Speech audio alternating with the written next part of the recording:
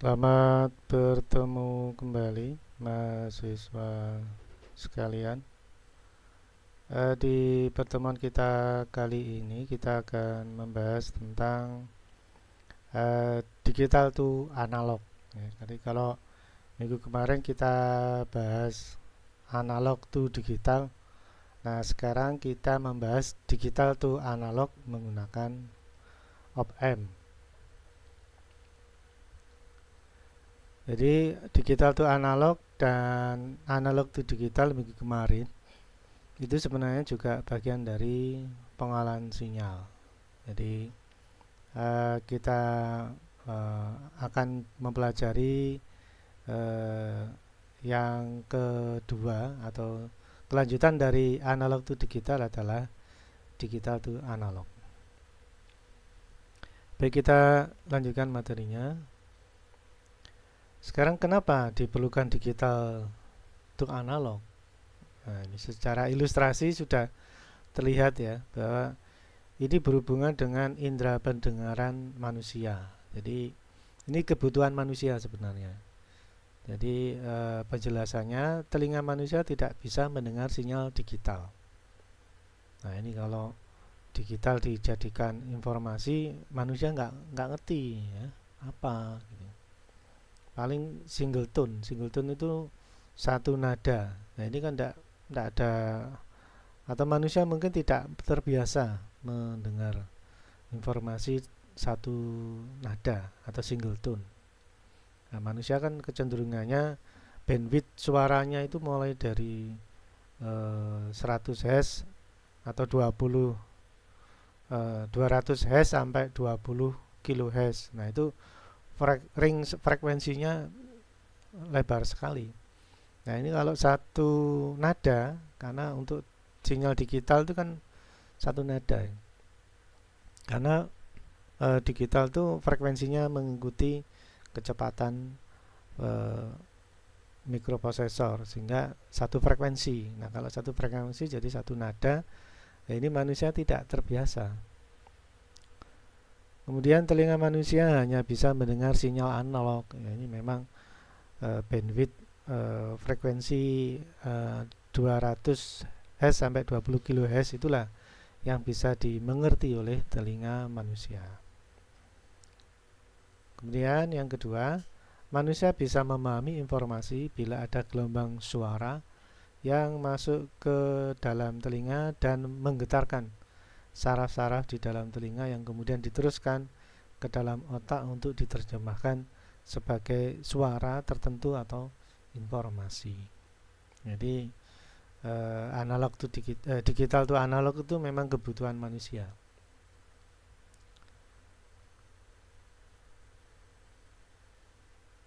Oke, kita lanjutkan materinya. Nah, kita sekarang fokus ke digital to analog converter ya.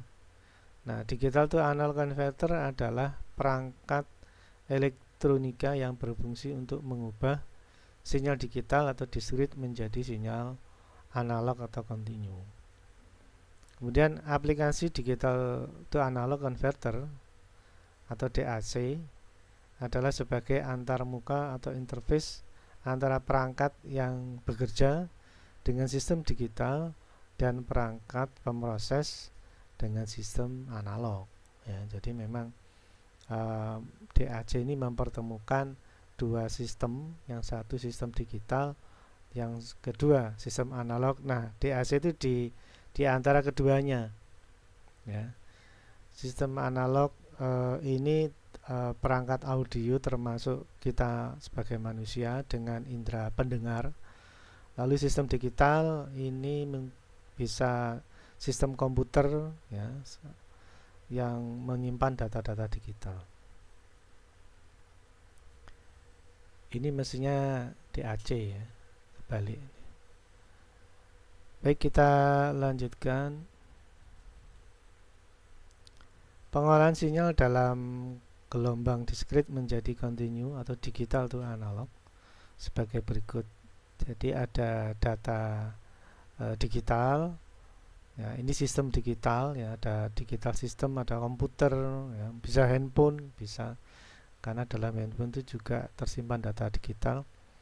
Kemudian sinyal analog atau sistem analog, mungkin amplifier atau sistem audio yang lain, yang mana nanti endingnya itu adalah manusia ya. Di sini kita mendengar suara analog. Nah, di antara kedua ini, yaitu sistem digital ya dan sistem analog, itu terdapat bagian yang disebut digital to analog converter.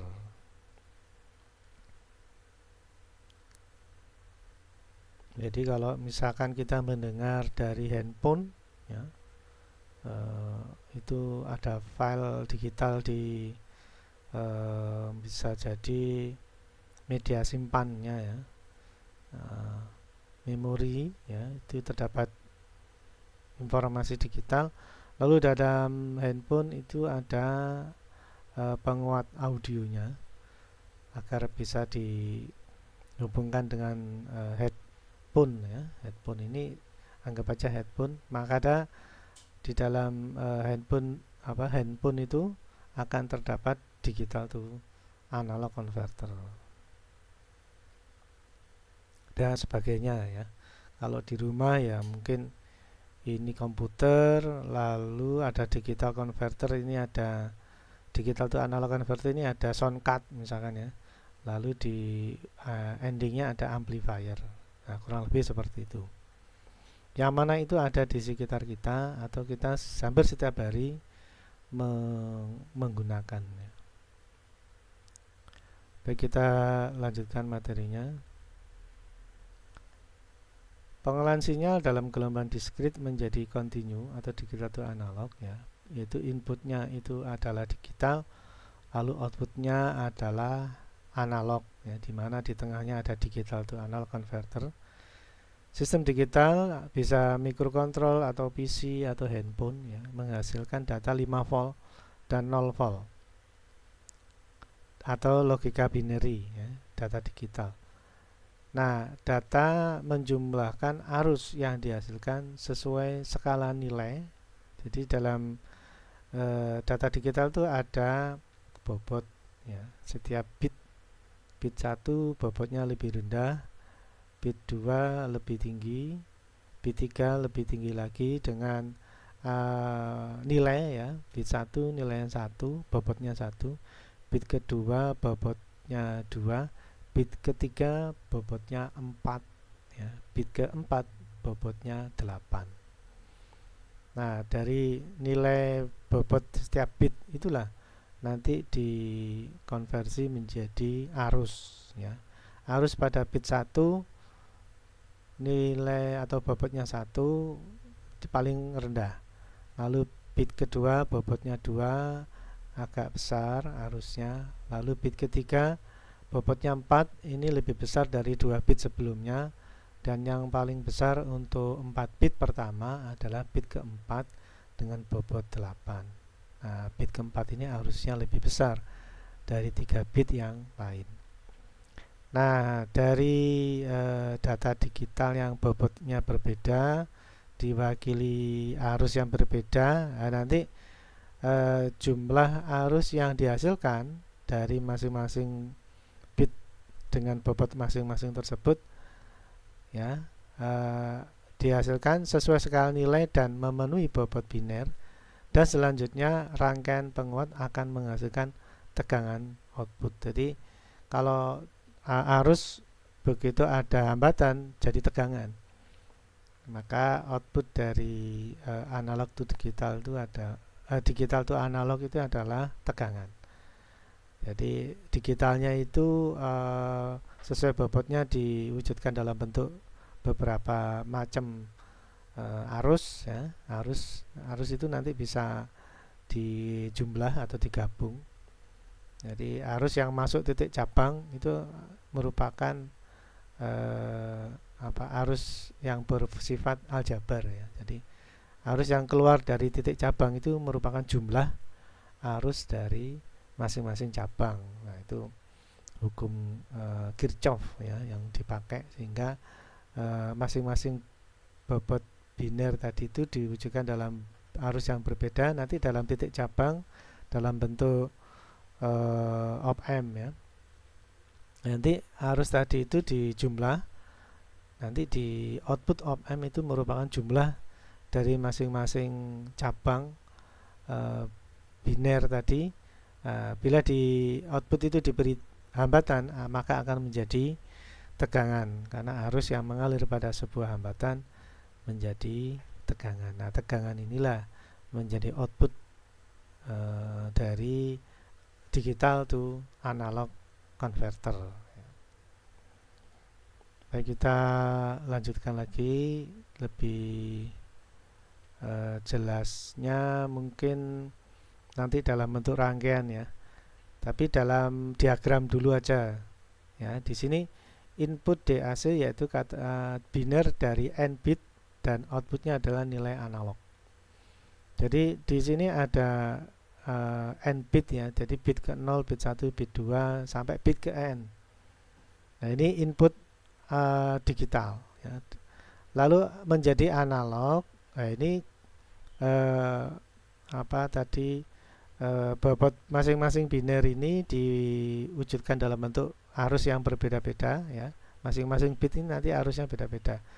Di ujung DAC itu nanti arusnya dijumlah seperti hukum Kirchhoff ya. Nah, nanti bila diberi beban menjadi tegangan ya. Jadi kalau binernya banyak, tegangannya naik. Kalau binernya sedikit, tegangannya turun. Jadi naik turunnya ini menjadi sebuah gelombang atau sinyal analog. Nah, di sini ilustrasi yang paling kanan ya, ini adalah digital input code atau kode input digital. Nah, ini mulai dari bit 0, bit 1 dan bit 2. Ini ada 8 bit yang dimasukkan ya. Anda lihat di sini ada bit pertama sampai bit yang ke ujung. Oh, bit paling rendah di sini nih. Ya, ini bit ke 0 sampai bit ke berapa? 0, 1, 2, 3, 4, 5, 6, 7. Bit ke 7 di sini. Ya, bit ke 0 sampai bit ke 7. Nah, ini mewakili posisi ya. Di sini bit ke 0. Kemudian di sini analog output. Nah, ini dari 8 bit biner ini outputnya ada 8 level tegangan ya, 8 level tegangan di mana akan mewakili masing-masing level bit ya. Jadi kalau ini tegangannya tinggi, ini kalau ditarik garis lurus ya dari garis linear analog to digital, ternyata tegangan semakin tinggi itu terjadi pada bit dengan bobot paling tinggi. Kemudian tegangan paling rendah terjadi pada bit pada bobot paling rendah. Nah, itu ya. Jadi kalau bitnya semakin banyak, semakin besar, tegangannya juga tinggi. Kalau bit atau binernya itu semakin rendah, maka tegangannya dihasilkan rendah, nah, gitu ya. Nah, ini ilustrasinya. Sekarang kita coba membahas penjelasannya. Untuk setiap masukan digital bit 0, bit 1, bit 2 akan dikeluarkan dengan total bitnya itu bit 2 pangkat N. Kalau ini 3 bit ya, bit 0, bit 1, bit 2 ini berarti 3 bit, maka 2 pangkat 3 adalah 8 kemungkinan kata digital. Jadi kalau Anda lihat di sini ini 3 bit ya. Bit 0, bit 1, bit 2. Ya, berarti ini 3 bit. Yang mana nanti kalau 3 bit berarti pembagian atau kombinasi dari 3 bit ini adalah 8. Ya, mulai dari 000, 100 sampai 111. Ya, dari ini misalkan 000, 100, 010 ini berarti 0, 1, 2, 3, 4, 5, 6, 7 ya, berarti semakin ke kanan ini bitnya atau bobotnya semakin besar. Kalau semakin ke kiri bitnya atau bobotnya semakin kecil. Nah, ini secara linear ya. Untuk bit dengan bobot semakin besar, maka tegangan yang dihasilkan juga semakin tinggi. Nah, kalau bit dengan bobot paling rendah, maka tegangan yang dihasilkan adalah tegangan paling rendah. Ya. Nah, itu ya. Lalu di sini disimpulkan di bawah, semakin banyak bit input kata biner, maka analog yang dihasilkan semakin baik resolusinya. Ya. Jadi sini kalau pembagian atau kombinasi bit semakin banyak, maka level tegangannya juga semakin variasinya semakin banyak. Ya. Sehingga kualitas analognya itu juga semakin bagus. Ya. Jadi resolusinya itu juga semakin baik apabila bitnya semakin banyak, karena bit semakin banyak kombinasi binernya semakin banyak, sehingga pembagian tegangannya juga semakin selektif, ya, semakin resolusinya semakin tinggi. Nah, itu.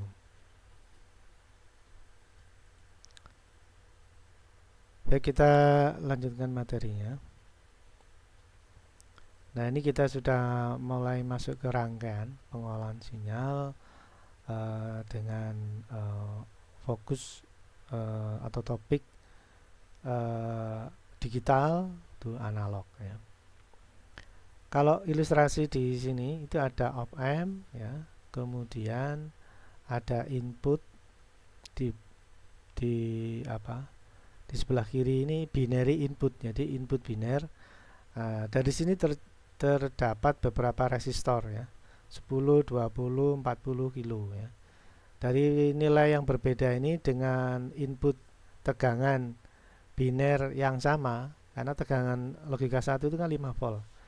Nah, ternyata resistornya berbeda-beda, berarti arusnya berbeda-beda untuk setiap bit biner, ya. Dan di sini terlihat ada 40 kilo, 20 kilo, dan 10 kilo. Nah, di sini jelas bahwa posisi 40 kilo ini hambatan besar daripada yang lain.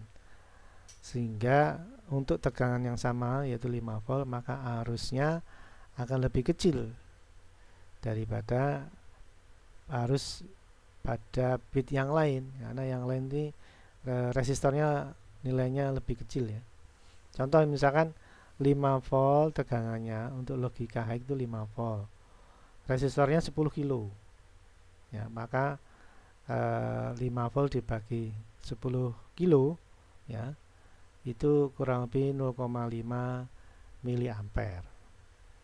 Ya, sekarang kalau kita bandingkan dengan ini misalkan 40 kilo, ya, dengan input logic high itu 5 volt, sama-sama 5 volt, berarti 5 volt dibagi 40 kilo, ya, itu berarti sekitar berapa, ya, 0,8 mungkin, ya, 0,8 apa namanya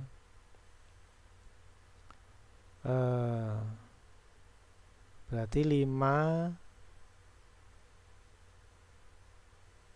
dibagi 40, ya. Nah, ini kalau misalkan kita coba hitung, ya, dengan kalkulator, berarti 5 dibagi 40 0,12 0,125 miliampere. Nah, jadi kalau pada resistor 10 kilo itu arusnya 0,5 miliampere. Nah, kalau pada resistor 40 kilo lebih kecil lagi, yaitu 0,112 atau 0,12 miliampere. Nah, ini kan seperempatnya 0,5 miliampere, yaitu 0,12 miliampere, jauh lebih kecil, ya. Maka untuk resistor 40 kilo ini adalah low side bit, ya, atau bit yang terendah Nah, kalau yang 10 kilo untuk bit 3 bit ya. Berarti bit yang ketiga adalah ini bit yang paling tinggi, most side bit. Ini bobotnya lebih tinggi daripada low side bit. Jadi kalau dalam biner ya, bit terendah itu yang 40 kilo, kemudian diikuti yang 20 kilo, yang terakhir adalah bobot paling tinggi di 10 kilo karena menghasilkan arus yang besar. Nah, sesuai dengan hukum Kirchhoff, jadi di sini ada titik cabang, maka yang mengalir ke input op-amp ini adalah fungsi aljabar ya. Jadi di titik pertemuan ini sesuai hukum Kirchhoff merupakan adalah arus penjumlahan arus dari masing-masing cabang. Nah, jadi ini cabang pertama, kedua, ketiga, arusnya nanti dijumlah masuk ke op-amp. Ya, jadi titik percabangan ini merupakan jumlah arus masing-masing cabang. Ya, jadi arus percabangan yang masuk ke op-amp merupakan jumlah arus masing-masing cabang. Nah, penjelasannya rangkaian terdiri dari penjumlah inverter ya, 3 input dengan input tertimbang untuk membuat rangkaian DAC 3 bit. Tertimbang itu mempunyai tolak ukur tadi itu ya, bobotnya itu sudah disesuaikan ya. Nilai resistor input dalam tahapan R, 2R, 4R dan resistor umpan balik adalah R ya. Jadi sudah saya singgung, ini ada R pada MSB itu lebih kecil agar arusnya besar, R pada LSB nilainya besar agar arusnya kecil.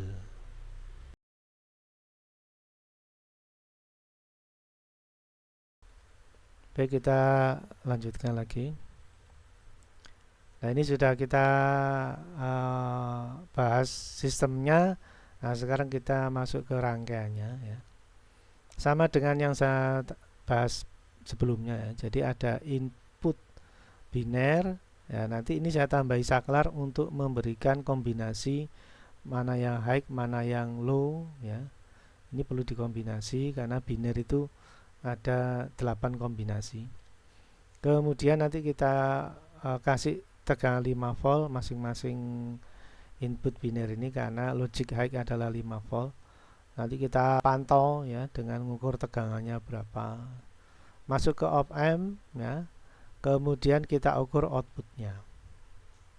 Nah, penjelasannya rangkaian terdiri dari penjumlah pembalik 3 input dengan input pertimbang untuk membuat rangkaian digital atau analog 3 bit. Ya, ini sudah kita singgung. Jadi yang tadi saya ilustrasikan itu cuma di tengah ini aja. Namun eksperimen kita beri voltmeter ya di posisi sebelum dan setelah. Nah, supaya kita bisa mengamati. Lalu input high kita kasih 5 volt karena logic high itu 5 volt. Baik, kita lanjutkan lagi. Nah, ini coba kita kembang lagi, kita tambah ini ampere meter ya. Jadi nanti kita amati arus yang mengalir, kemudian coba kita kasih resistor dan LED untuk memastikan posisi kombinasi itu dalam bentuk nyala matinya LED ya. High itu berarti nyala, low berarti mati. Nanti kita tambahi ampere meter untuk mengetahui jumlah total arus sesuaikah dengan hukum Kirchhoff ya. Lalu outputnya kita ukur pakai tegangan. Nah, jadi ini memang eksperimen ya untuk mengetahui pengolahan sinyal yang kita pelajari.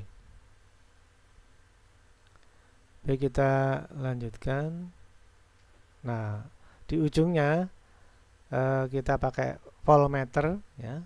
Kita posisikan dia DC.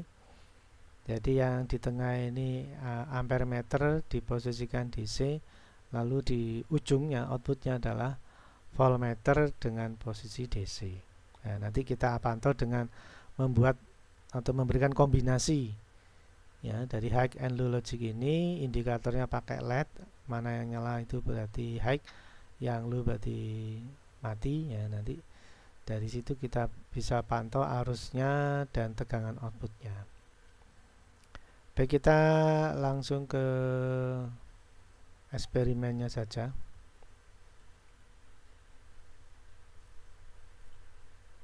Ya, ini kita sudah masuk ke rangkaian. Coba.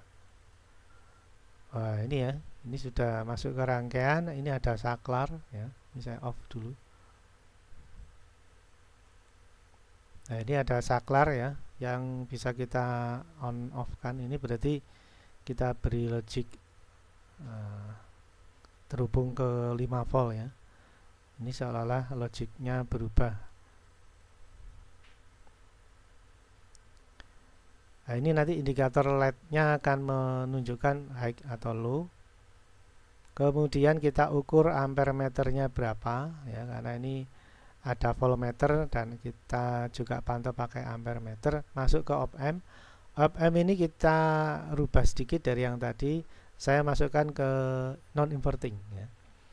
Non inverting dengan harapan outputnya itu positif, karena mau saya gerakkan, saya gunakan untuk menggerakkan motor. Jadi nanti indikator motor ini akan menjadi indikator perubahan logik input apakah mempengaruhi kecepatan motor.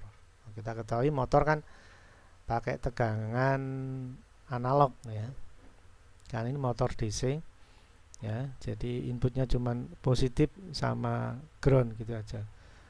Perubahan tegangan ini apakah mempengaruhi besar kecilnya, jadi besar kecilnya tegangan itu akan bisa mempengaruhi putaran motor. Nah, sementara besar kecilnya tegangan dipengaruhi oleh kombinasi dari data biner. Nah, itu hari ini yang kita praktekkan. Coba ini rangkaian kita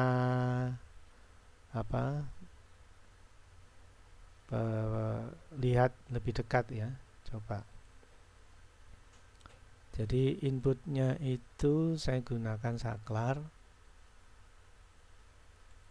Nah, ini saklar. Ini kalau saya hidupkan ya. Nah, ini ada tegangan 5 volt. Kalau saklarnya itu kombinasi itu dari untuk mengaktifkan switch 1, 2, 3 itu dengan menekan karakter A, B atau C. Jadi kalau A ini berarti bit ketiga ya. Ini berarti high untuk bit ketiga. Kalau yang switch 2, nah ini high untuk bit kedua dan ketiga. Nah ini. Jadi ini sebagai indikator ya. Kalau bit pertama nyala, kemudian LED-nya ini sebagai indikator bit kedua nyala, lalu yang ketiga, nah ini indikator bit ketiga nyala. Nah, nanti kita pantau pakai voltmeter dan ampere meter. Nah, ini kalau Anda lihat ini arusnya 0. Ini kalau saya kasih bit pertama seperti ini ya. Nah, ini arusnya masih kecil juga ya. Lalu yang B sampai yang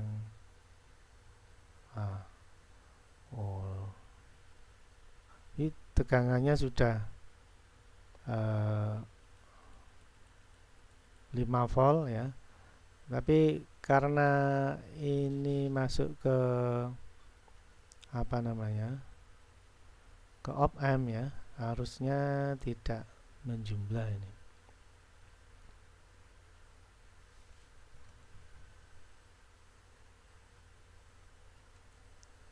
Mungkin kecil sekali ini. Nah, sekarang kita pantau tegangan outputnya.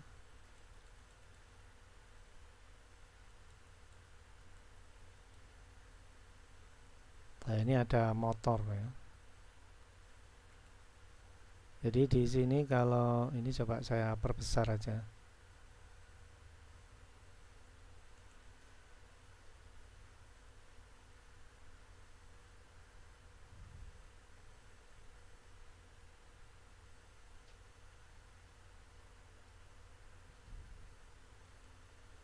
Ini saya perluas tampilannya.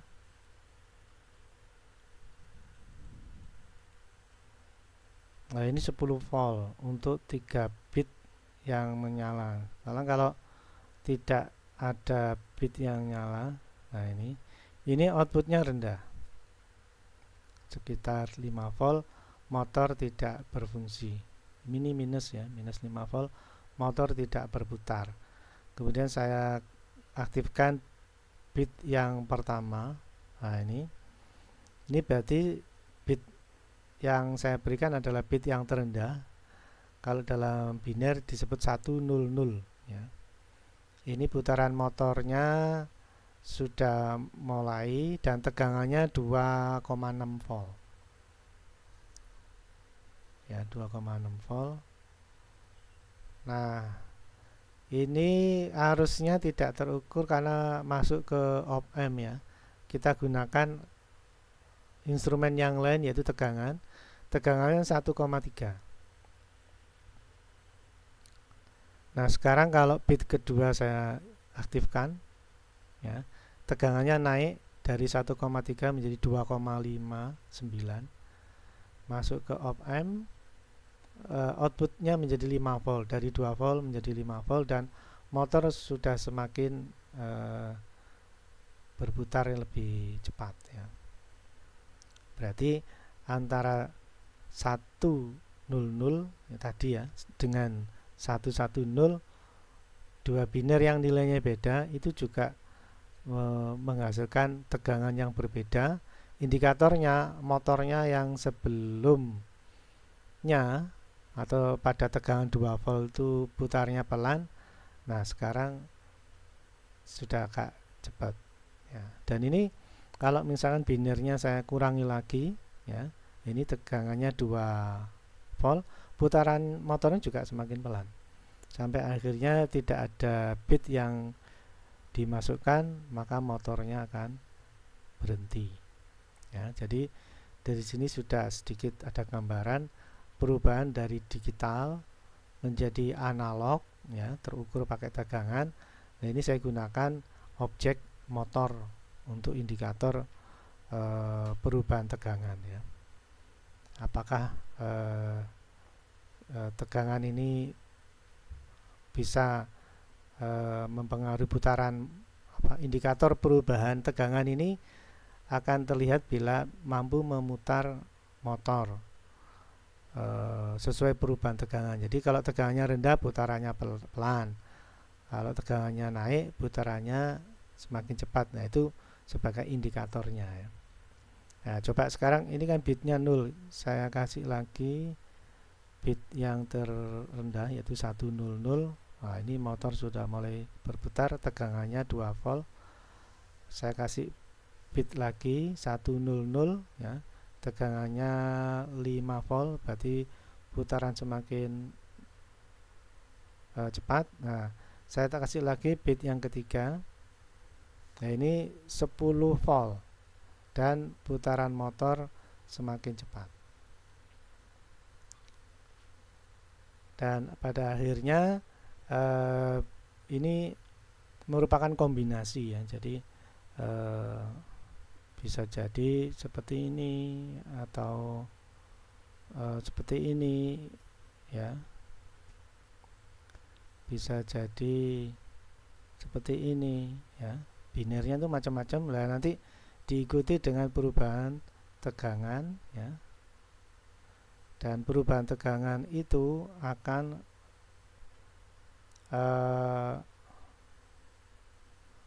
mengatur putaran motor karena output tegangan atau analognya juga berubah.